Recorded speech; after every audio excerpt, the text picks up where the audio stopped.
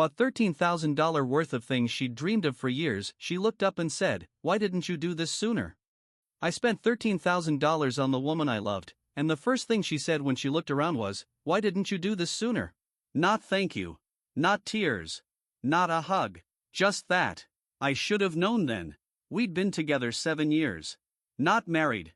Not officially engaged, though we'd had the someday conversation more than once. Lived together for 5 of those years, split bills, shared a dog, shared a life. And through all of it, I heard the same phrase every time we passed by a boutique or she paused scrolling on her phone. One day, I'll finally get that. Can't wait until we can afford this. It's silly, but I've always dreamed of having one. I kept track. Literally. Made a private notes folder on my phone called Someday. Screenshots. Links.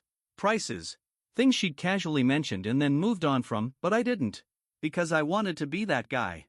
The one who remembers. So when I landed a new job earlier this year, my first 6-figure salary, I decided to do something big. Not because I wanted to impress her. Because I wanted her to know I see her. Over the course of 3 weeks, while she was at work or out with friends, I slowly filled the house with everything from that list. A Dyson Airwrap. The exact Japanese rice cooker she cried about once watching a TikTok.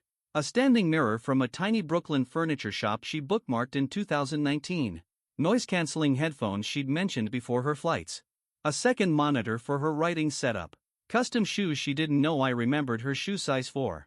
A stack of out-of-print poetry books she'd hunted for on eBay but never bought. Even a deep blue velvet reading chair she once swore would make her brain feel calm. The final total, $13,041.26. I set it all up on a Saturday morning while she was at yoga. Moved furniture, arranged boxes like gifts, dimmed the lights, even put her favorite playlist on the speaker. When she walked in, she froze. At first, I thought she was in shock. That happy kind. But then she looked around, her jaw tight, and said, "Why didn't you do this sooner?" I just stood there. No smile. No tears. Just that question, sharp, casual, dismissive. Like I'd made her wait. Like the gesture was late. I laughed a little, nervously. "I just wanted to surprise you." She sat in the reading chair. Didn't even run her hand along the fabric. Just said, "You know what's frustrating? You always could do these things. You just didn't." I wanted to tell her that wasn't true. That I'd saved. That I'd worked insane hours for years, lived on boxed mac and cheese, skipped vacations, drove a beat-up Civic with a door that whined every time I opened it, all so I could one day be ready. But I didn't. I just nodded. And for the first time in 7 years, I realized I might not be building a future with her. I might have been building one for her. And that's not the same thing. I didn't say much that night. She walked room to room, unboxing things like it was just another Amazon drop, barely reacting, barely looking at me. Like I was the assistant, not the partner. When she finally sat back down with a glass of wine, I asked, gently, "Do you like it?" She shrugged. "It's nice. But I wish you'd done this when I was younger. When it mattered more." I blinked. We're both 31. We're not ancient. And most of these things? She'd only started dreaming out loud about them 3 or 4 years ago.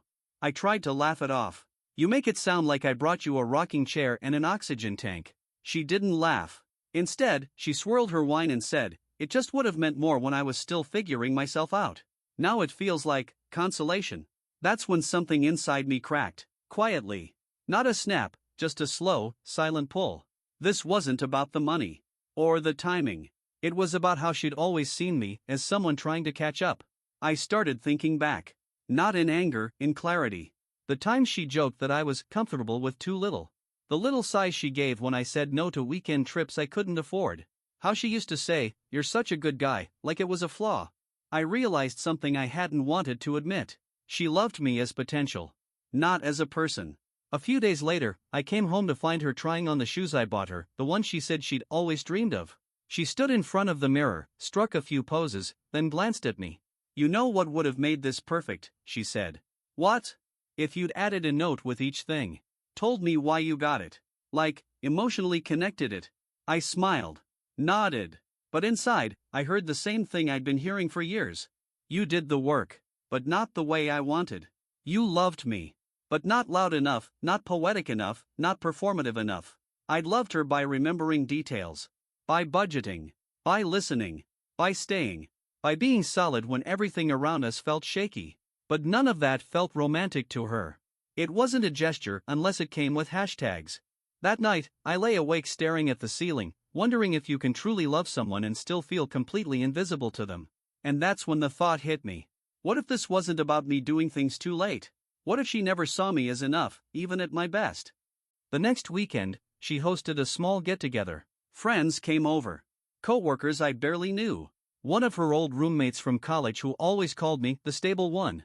Everyone complimented the new stuff. The chair. The mirror. The kitchen gadgets. She didn't mention I got them. Not once.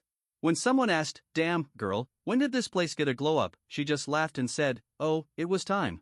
I stood there in the kitchen, invisible in my own home, watching her bask in the attention like she'd earned it all. And maybe that was the moment I realized she didn't want me to level up. She just wanted to be near it. After everyone left, I asked her straight up, "Do you even want to build a life with me?" She looked surprised. Not hurt, just surprised. Like I'd finally said out loud what we both knew. She sat on the edge of the couch and said, "I don't know. 7 years." And that was the answer. Not yes. Not even not right now. Just I don't know. Then she said, "You've always been safe. You don't ask for much. You just stay." I nodded. That used to be called loyalty. She looked away. And I knew, right then, that I was done loving someone who treated commitment like a consolation prize. The next morning, I went to the hardware store. Bought 3 moving boxes. Labeled 1, mine, 1, yours, and 1, donated. I packed quietly. Cleanly. No yelling. No scene. When she came home and saw the boxes, she stood there for a long time. "You're actually leaving?" "I think I should have done it sooner," I said. She didn't stop me. Didn't cry. Didn't ask for anything back. She just watched and maybe for the first time saw me not as the safe guy, but as someone who finally chose himself. I moved into a tiny studio across town.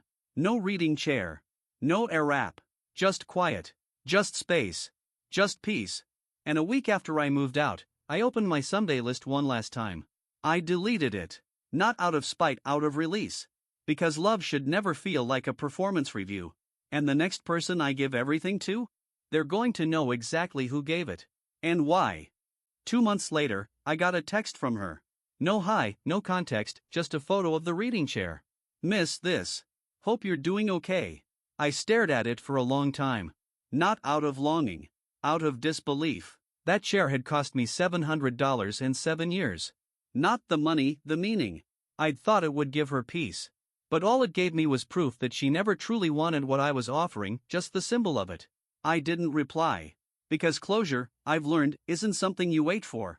It's something you walk away with. Since then, life has been quieter. But also, lighter. I stopped trying to prove my love through perfectly timed surprises. I stopped chasing the version of myself someone else kept saying was just almost there. I started investing in things I actually want. I travel when I can. I read more. I cook for friends who say thank you like they mean it. I spend less, but feel richer. And last week, in a moment of surreal symmetry, I met someone new. We were both reaching for the same coffee mug at a bookstore cafe. I made a dumb joke. She didn't laugh, not at first, but she smiled. It wasn't fireworks. It wasn't fate. It was simple. Real. We sat for an hour talking about books, music, and bad apartments. She didn't ask what I did for a living. She asked what I liked doing. And when I mentioned I once bought someone $13,000 worth of things they said they'd always dreamed of, she tilted her head and asked, "Did they ever say thank you?" I shook my head. She just nodded and said, "Then I'm glad you're not with them anymore." Maybe that's all it takes. One person to look at you, not for what you can give, but for who you already are.